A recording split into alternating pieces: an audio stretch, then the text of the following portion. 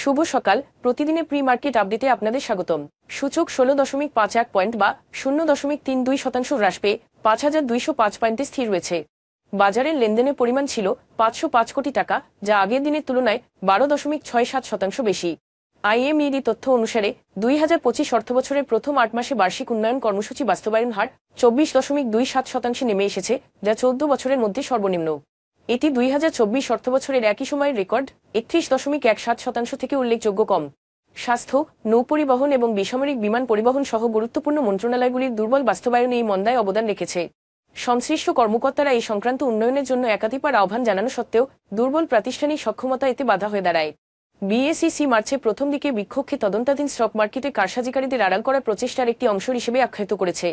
বিক্ষোভের ফলে 2 দিন ধরে কার্যক্রম ব্যাহত হয় এবং ঊর্ধ্বতন কর্মকর্তার পদত্যাগের দাবিও এর সাথে জড়িত। বিএসইসি আন্তঃমন্ত্রণালয় দ্বারা তদন্তের অনুরোধ জানিয়েছে, বিক্ষোভকারীরা জোরপূর্বক একটি সভায় প্রবেশ করে বিদ্যুৎ ও সিসিটিভি সংযোগ বিচ্ছিন্ন করে দেয় এবং কর্মকর্তাদের ঘণ্টার পর ঘণ্টা জিম্মি করে রাখে। বাংলাদেশ ব্যাংক 2029 সালের মধ্যে ব্যাংকগুলিকে মোট ঋণের 27% এসএমইতে বরাদ্দ করার লক্ষ্য নির্ধারণ করেছে। সংশোধিত নীতিমালায় ই কমার্স এবং ট্রেড লাইসেন্সবিহীন ক্ষুদ্র ব্যবসায়ীদের জন্য একটি নতুন অনানুষ্ঠানিক উদ্যোক্তা বিভাগের অধীনে 5 লাখ টাকা পর্যন্ত ঋণ গ্রহণের সুযোগ রয়েছে, যার জন্য একটি ইউবিআইডি বা ডিবিআইডি প্রয়োজন। NBR chairman Abdur Rahman Khan share বাজার মধ্যস্থতাকারীদের মূলধন লাভ করার প্রস্তাব প্রত্যাখ্যান করেছেন, এটিকে অশালীন বলে অভিহিত করেছেন এবং বিনিয়োগকারীদের জন্য 50 লক্ষ টাকা কর অব্যাহতির সীমা অপসারণের পরামর্শ দিয়েছেন। 17 মার্চ এনবিআর সদর দপ্তরে ডিএসি, ব্রোকার, ব্যাংকার, বীমা প্রদানকারী এবং মার্চেন্ট ব্যাংকারদের প্রতিনিধিদের সাথে এই আলোচনা সভা অনুষ্ঠিত হয়। এখন এ পর্যন্তই। বিকেলে আবারও আসছে ডেইলি মার্কেট আপডেট নিয়ে। সে পর্যন্ত আমাদের সঙ্গেই থাকুন। ধন্যবাদ।